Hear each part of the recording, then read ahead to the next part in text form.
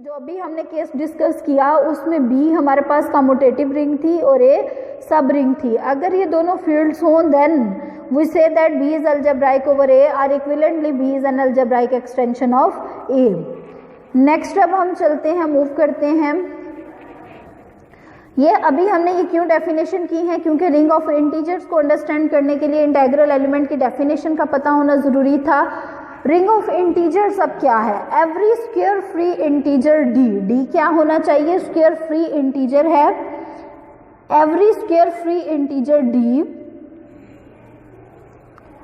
हर square free integer D अगर हमारे पास है defines a quadratic integer ring. ये क्वाड्रेटिक इंटीजर रिंग को डिफाइन करेगा। क्वाड्रेटिक क्या होती है, डिग्री 2 की, जिसकी डिग्री 2 हो। आपने क्वाड्रेटिक इक्वेशन देखी होगी, क्वाड्रेटिक फार्मूला हमने काफ़ी यूज़ किया हुआ है, तो जिसकी डिग्री 2 हो उसको क्वाड्रेटिक इंटीजर कहते हैं, क्वाड्रेटिक कहते हैं। ठीक है, यहाँ पे हम डिस्कस कर रहे हैं डिफाइन हर स्क्वायर फ्री इंटीजर जो है वो डिफाइन करेगा quadratic integer ring which is the integral domain of the algebraic integer contained in this. वो तमाम अलजेब्राइक इंटीजर्स जो कि किस में कंटेन करें, Q of D square root में कंटेन करें, ये उनकी इंटेग्रल डोमेन को इंटेग्रल डोमेन डिफाइन करेगा। अब बात आती है रिंग ऑफ इंटीजर्स क्या होते हैं। रिंग ऑफ इंटीजर्स जो है वो बेसिकली एक सेट ही होता है जिसको z ऑफ x से डिनोट करते हैं। और इसको लिखने का क्या तरीका होता है, a और b जो हैं वो हमने इंटीजर्स ले लिए, साथ में x ले लिया। ठीक है, मीन्स ये इन टर्म्स ऑफ x है। It is called ring of integers of q of d square root. Quadratic field की हमने इस तरह से इसको डिनोट किया था, ये इसकी रिंग ऑफ इंटीजर्स कहलाएगी। और इसको किस फॉर्म में डिनोट करते हैं, ओ लिखा और सबस्क्रिप्ट में q of d square root लिख दिया। तो ये हमारे पास क्या बन गई, रिंग ऑफ इंटीजर्स को इस सिंबल से डिनोट करते हैं। ठीक है, नेक्स्ट हम देखते हैं कि इंटेग्रल एलिमेंट का इससे क्या रिलेशन था। Ring of integers is the integral closure of z in q of d square root. z का q of d square root में इंटेग्रल कुलैयर होता है। अब इंटेग्रल कुलैयर क्या होता है, the ring of elements of b integral over a, means वो तमाम इंटेग्रल एलिमेंट्स को मिला के जो रिंग बनती है जो पे a पे इंटेग्रल होते हैं, is called the integral closure of a in b where a and b are fields. अगर a और b फील्ड्स हैं तो वो तमाम b जो कि कैपिटल B से बिलोंग करते हैं और किस प्रॉपर्टी को सेटिस्फाई करते हैं, इंटेग्रल एलिमेंट्स हैं ओवर a, उन सब को मिला दें तो उससे जो रिंग जनरेट होगी उसको हम कहेंगे कि ये वाले तमाम के तमाम the ring of elements of b integral over a is called the integral closure of a in b। a और b पे क्या कंडीशन है कि ये हमारे पास फील्ड्स होनी चाहिए। नेक्स्ट एक और डेफिनेशन है इंटेग्रली क्लोज्ड रिंग, ये इससे रिलेट कर रही है इसलिए हम इसको डिस्कस कर रहे हैं। A ring R is called integrally closed if it is an integral domain and if it is its own integral collier। Integral closure के लिए हमने कहा था कि B का कोई भी एलिमेंट हमारे पास इंटेग्रल ओवर A होगा, A हमारे पास इसकी कोई भी सबस्पेस थी, इंटेग्रल ओवर A होगा। अब हम क्या कह रहे हैं कि वो अपना ही इंटेग्रल हो। ठीक है, if it is its own integral closure तो उसको हम कहते हैं इंटेग्रली क्लोज्ड। ओके, नेक्स्ट देखिए, नेक्स्ट हमारे पास ये वाला थ्योरम है, if a and b are rational integers, अगर a और b क्या हो, रैशनल इंटीजर्स हों, then a plus b into D square root. हमने कहा कि जो z है वो हमारे पास q of d square root की हमने बात की थी साथ में, तो इसके जो एलिमेंट्स होते हैं वो उस फॉर्म में होते हैं। तो अगर a और b जो है वो रैशनल इंटीजर्स हों और a plus b into D square root क्या हो, इज एन अलजेब्राइक इंटीजर। अगर a और b रैशनल इंटीजर हों तो इस फॉर्म का कोई भी इंटीजर लेंगे वो हमेशा अलजेब्राइक होगा। If and only if, a को अगर हम 2 टाइम्स कर दें वो, और उसके बाद पहले वाले का स्क्वायर माइनस सेकेंड वाले का स्क्वायर इंटू डी लिख दें, ये बिलोंग्स टू z। अगर ये दोनों इंटीजर्स हो जाते हैं तो इस केस में थर्ड क्या रह जाएगा, 2b, वो भी इंटीजर्स ही होगा। तो ये रिजल्ट है। सबसे पहले हम डायरेक्टली सपोज कर लेते हैं, फिर उसको कन्वर्सली करेंगे। Let K is equal to Q of D square root be quadratic field. ये क्या होती है? क्वाड्रेटिक फील्ड होती है। एलिमेंट हमने किस फॉर्म में लिया हुआ है? इस फॉर्म में लिया हुआ है a plus B into D square root, so that अगर हम इसके कॉन्जुगेट को हमने सिग्मा ऑफ एक्स से डिनोट किया हुआ है, आप किसी और लेटर से भी डिनोट कर सकते हैं। इसका जो कॉन्जुगेट है a minus B into D square root है। The element D square root is a root of the irreducible polynomial this.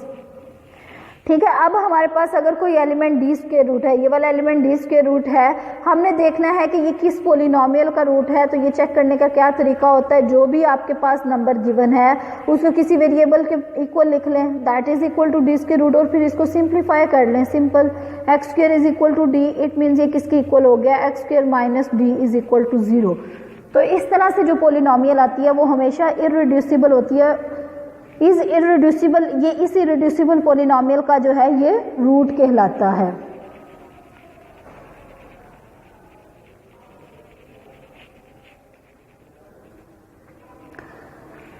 This element D square root has a conjugate in K. K हमारे पास क्या है? Quadratic field है। Quadratic field होने की वजह से उसका एडिटिव इनवर्स भी उसमें एग्जिस्ट करेगा। तो हमने कह दिया इसका कॉन्जुगेट जो है वो माइनस डी स्क्वायर रूट होगा। There exist an automorphism. अगर हम ऑटोमॉर्फिज्म की बात करें, सिग्मा ऑफ के, अगर हम इसकी ऑटोमॉर्फिज्म की बात करें, which sends D square root to minus D square root, जो कि डी को अगर हम कोई भी नंबर लें तो उसको उसके कॉन्जुगेट पे सेंड करें, उसका इमेज जो है वो उसका कॉन्जुगेट आए। तो ये एक ऑटोमॉर्फिज्म हम डिफाइन कर सकते हैं। एनी एलिमेंट ऑफ के इज ऑफ द फॉर्म। अभी हमने देखा कि के का कोई भी जो एलिमेंट होगा वो इस फॉर्म में होगा, a plus B into D square root. लेकिन इस पे क्या कंडीशन है? ए बी क्यू से बिलोंग करते हैं। हमने क्या शो करना है? 2a 2b further a square minus D B square. ये सारे किससे बिलोंग करें? ये सारे हमारे पास बिलोंग करें सेट ऑफ इंटीजर्स से। ठीक है, क्वाड्रेटिक फील्ड के बारे में हमने पढ़ा था कि ये सेट ऑफ रैशनल नंबर्स की एक्सटेंशन होती है। तो इसके जो एलिमेंट्स होते हैं वो a plus B into D square root की फॉर्म में होते हैं और a भी रैशनल नंबर्स होते हैं। इस पे जब हम मैपिंग अप्लाई करें, जो कि हमने ये वाली ऑटोमॉर्फिज्म ली है, तो हमने कहा था कि ये उस एलिमेंट को उसके कॉन्जुगेट पे सेंड कर देती है। तो इसका कॉन्जुगेट ये होगा। We consider the ring O of integers of k, the set of x belongs to k, which are integral over z। ठीक है, इसके हमने q of D square root के वो तमाम एलिमेंट्स ले लेने हैं जो कि इंटेग्रल ओवर z हों। अगर एक एलिमेंट x जो है वो सेट ऑफ इंटीजर से बिलोंग करता है तो it means sigma of x is a root of the same equation that x satisfies. अगर एक एलिमेंट जो है वो रिंग ऑफ इंटीजर से बिलोंग करता है तो उसका जो सोल्यूशन होगा, जो उसका रूट होगा, वो भी तो उसी से बिलोंग करेगा। अब देखिए, उसका रूट भी उसी से बिलोंग कर रहा है, वो एलिमेंट भी रिंग ऑफ इंटीजर से बिलोंग कर रहा है। जब हम दोनों को ऐड करेंगे, दो रिंग ऑफ इंटीजर्स के एलिमेंट्स को ऐड करेंगे तो वो भी उसी में जाएगा। अगर हम दोनों को मल्टीप्लाई करेंगे तो वो भी अल्टीमेटली हमारे पास कोई उसी टाइप का एलिमेंट आएगा। But if x is equal to a plus B into D square root, लेकिन अगर ये एलिमेंट इस तरह का होता है, अगर ये एलिमेंट किस तरह का होता है, a plus B into D square root with A B belongs to Q, then according to 1 हमें क्या कहता है कि अगर हम इन दोनों को ऐड करते हैं, ये और साथ में इसका कॉन्जुगेट, इसका कॉन्जुगेट क्या था? इसके साथ हमने एक था हमारे पास a plus B into D square root, इसका कॉन्जुगेट हमने कहा था a minus B into D square root. अगर हम दोनों को ऐड करते हैं ये दोनों कैंसिल हो जाएंगे, तो ये बनता है 2a जो है वो भी q से बिलोंग करेगा। और अगर हम इन दोनों को आपस में मल्टीप्लाई करते हैं x और उसके कॉन्जुगेट को, तो अगर हम मल्टीप्लाई करते हैं तो ये सिंपली आ जाएगा इस फॉर्म में, a square minus B square वाला फार्मूला अप्लाई होके हमारे पास इस फॉर्म में आ जाएगा। Since z is a principal ideal ring, z को अगर आप चेक करें तो वो प्रिंसिपल आइडियल रिंग होती है। प्रिंसिपल आइडियल रिंग क्या होती है कि उसका हर आइडियल जो है वो प्रिंसिपल हो। अब प्रिंसिपल क्या होता है? The ideal generated by single element, generated by single element, तो वो प्रिंसिपल आइडियल कहलाता है। उसको क्या कहते हैं? प्रिंसिपल आइडियल कहते हैं। Since z is a principal ideal and hence integrally closed, means ये क्या होगा? हर एक सेट का जो है उसी सेट पे हम इंटेग्रल कोलाइयर लें तो उसको इंटेग्रली क्लोज्ड कहते हैं। वी सी दैट ये जब इंटेग्रली क्लोज्ड है तो जब हम 2a को देखेंगे, ठीक है। जब हम 2a को देखेंगे तो वो हमारे पास वो भी z से बिलोंग कर जाएगा, और जब हम a square minus D into B square को देखेंगे तो वो भी उसी से बिलोंग कर जाएगा। ठीक है, ये इसकी एक प्रॉपर्टी होती है। नेक्स्ट देखें, यही हमने शो करना था, वो हमने प्रूव कर दिया। नेक्स्ट देखें, since a plus B into D square root is a root of this polynomial. हमने कहा कि अगर आपके पास कोई भी अलजेब्राइक नंबर गिवन हो और हमने देखना है कि वो किस पोलिनोमियल का रूट है, सिंपली उसको किसी वेरिएबल के इक्वल रख दें और इसको सिंप्लीफाई कर लेंगे। वाला a उस साइड पे ले जाएंगे तो x minus A is equal to B into D square root, दोनों तरफ स्क्वायर करें तो x minus A square is equal to B into B square into D आ जाएगा। तो यही हमने कहा, इसको रीअरेंज करके इसके स्क्वायर को एक्सपेंड करके हमने कहा कि ये इस पोलिनोमियल का रूट है। नेक्स्ट हमारे पास क्या इंफॉर्मेशन गिवन है, 2a and a square minus D B square जो है वो रैशनल इंटीजर्स हैं। अगर ये दोनों रैशनल इंटीजर्स हैं तो अगर हम इन दोनों का स्क्वायर करके डिफरेंस लें तो भी तो रैशनल इंटीजर ही होंगे। तो हमने कर दिया 2a का स्क्वायर किया, that is equal to 4a square, और फिर 2a square minus D into 2b square हमने कैलकुलेट किया, that is equal to 4a square minus D into 4b square. दोनों तरफ से 4 कॉमन आ गया और ये आ गया। अब देखिए a square minus b square के बारे में गिवन है कि ये रैशनल इंटीजर है, तो जब भी हम उसको 4 से मल्टीप्लाई भी करेंगे तो वो रैशनल इंटीजर ही रहेगा। इट मीन्स ये z से बिलोंग कर गया। जब ये z से बिलोंग कर गया तो ये तभी बिलोंग करेगा जब हमारे पास ये भी z से बिलोंग करेगा। ठीक है, अब ये z से कब बिलोंग करेगा, दो ही पॉसिबिलिटीज हो सकती हैं, या तो हमारे पास 2b z से बिलोंग करेगा या फिर 2b z से बिलोंग नहीं करेगा।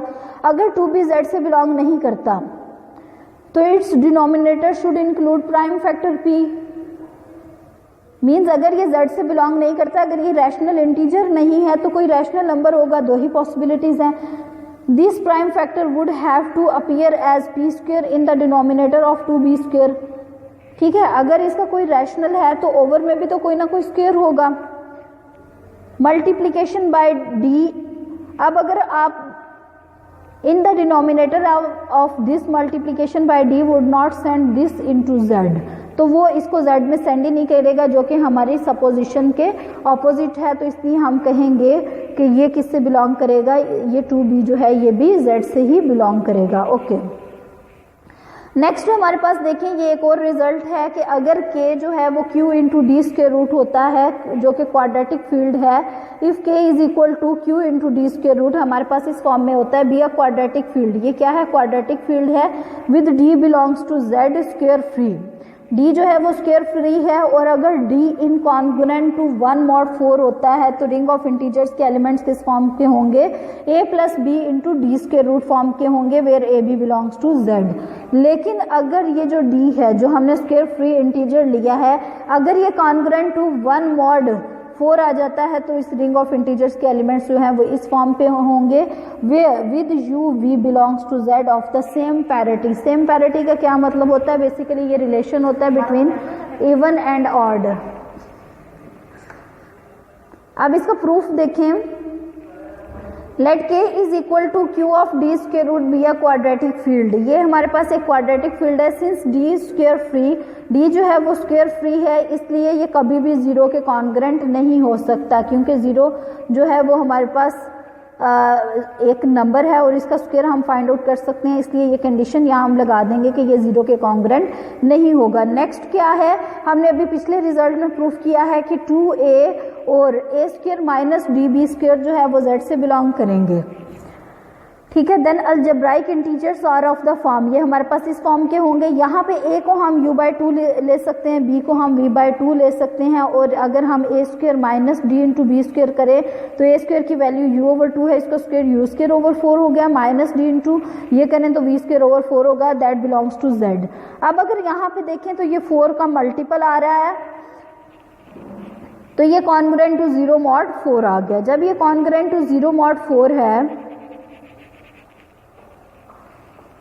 जब ये कॉन्ग्रुएंट टू 0 mod 4 है तो it means u and v have the same parity, because if v is even u is even. Parity का क्या मतलब होता है, अगर दोनों में से कोई एक इवन है तो दूसरा भी इवन होगा। आपको पता है इवन का स्क्वायर हमेशा इवन होता है, ऑड का स्क्वायर ऑड होता है।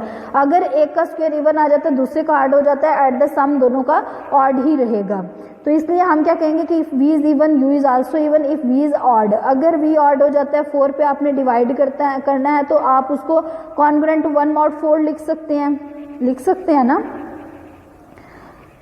If v is odd, v square is congruent to 1 mod 4. The possibilities mod 4 for u square are 0 and 1. इसकी जो पॉसिबिलिटीज होंगी वो या तो 0 होगा या फिर 1 होगा mod 4 में। Since d square free, it is not multiple of square free है तो 4 का मल्टीपल भी नहीं होगा, क्योंकि अगर 4 का मल्टीपल तो 16 भी होता है, तो हम अगर यहाँ पे 16 आ जाएगा तो ये तो स्क्वायर फ्री की कंडीशन को वायलेट कर जाएगा।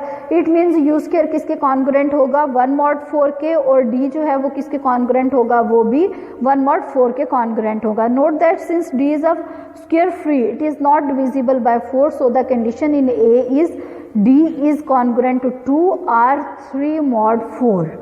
तो इसका मतलब है कि कंडीशन रह जाती है, या तो वो 3 के कॉन्ग्रुएंट 2 के कॉन्ग्रुएंट होगा, या फिर वो किसके कॉन्ग्रुएंट होगा 3 के कॉन्ग्रुएंट होगा।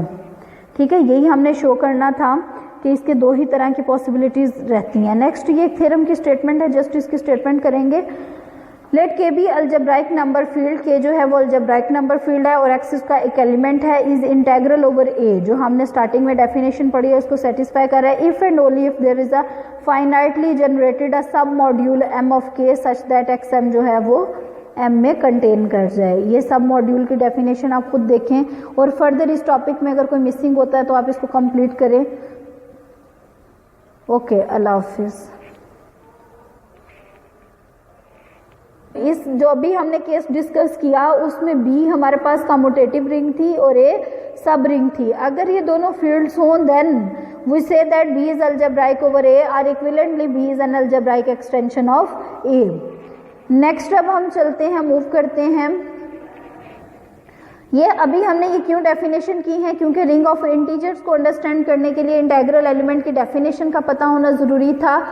रिंग ऑफ इंटीजर्स अब क्या है, every square free integer D, D क्या होना चाहिए, स्क्वायर फ्री इंटीजर है, every square free integer D, हर स्क्वायर फ्री इंटीजर डी अगर हमारे पास है defines a quadratic integer ring. ये क्वाड्रेटिक इंटीजर रिंग को डिफाइन करेगा। क्वाड्रेटिक क्या होती है, डिग्री 2 की, जिसकी डिग्री 2 हो। आपने क्वाड्रेटिक इक्वेशन देखी होगी, क्वाड्रेटिक फार्मूला हमने काफ़ी यूज़ किया हुआ है, तो जिसकी डिग्री 2 हो उसको क्वाड्रेटिक इंटीजर कहते हैं, क्वाड्रेटिक कहते हैं। ठीक है, यहाँ पे हम डिस्कस कर रहे हैं डिफाइन हर स्क्वायर फ्री इंटीजर जो है वो डिफाइन करेगा quadratic integer ring which is the integral domain of the algebraic integer contained in this. वो तमाम अलजेब्राइक इंटीजर्स जो कि किस में कंटेन करें, Q of D square root में कंटेन करें, ये उनकी इंटेग्रल डोमेन डिफाइन करेगा। अब बात आती है रिंग ऑफ इंटीजर्स क्या होते हैं। रिंग ऑफ इंटीजर्स जो है वो बेसिकली एक सेट ही होता है जिसको z ऑफ x से डिनोट करते हैं, और इसको लिखने का क्या तरीका होता है, a और b जो हैं वो हमने इंटीजर्स ले लिए, साथ में x ले लिया। ठीक है, मीन्स ये इन टर्म्स ऑफ x है। It is called ring of integers of q of d square root. Quadratic field की हमने इस तरह से इसको डिनोट किया था, ये इसकी रिंग ऑफ इंटीजर्स कहलाएगी। और इसको किस फॉर्म में डिनोट करते हैं, ओ लिखा और सबस्क्रिप्ट में q of d square root लिख दिया। तो ये हमारे पास क्या बन गई, रिंग ऑफ इंटीजर्स को इस सिंबल से डिनोट करते हैं। ठीक है, नेक्स्ट हम देखते हैं कि इंटेग्रल एलिमेंट का इससे क्या रिलेशन था। Ring of integers is the integral closure of z in q of d square root. z का q of d square root में इंटेग्रल कुलैयर होता है। अब इंटेग्रल कुलैयर क्या होता है, the ring of elements of b integral over a, means वो तमाम